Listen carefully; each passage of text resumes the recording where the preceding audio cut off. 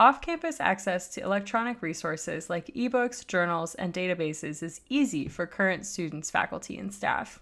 Always start at the library website, library.yale.edu. From here, you can start your search using Quicksearch or any other access point, such as Find Databases and Find eJournals by title within the Research menu.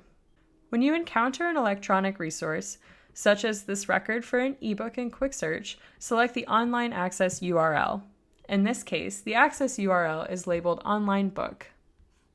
When you are off campus, the access link will prompt you to authenticate with your NetID and password. This authentication will verify that you are affiliated with Yale University. Keep in mind that you will likely need to pass through multi-factor authentication as well using Duo. You will only need to authenticate once per browser session. Once verified, you will be able to access the electronic resource you requested. If you have questions, you can visit ask.library.yale.edu, where you can search the knowledge base or get help from library staff.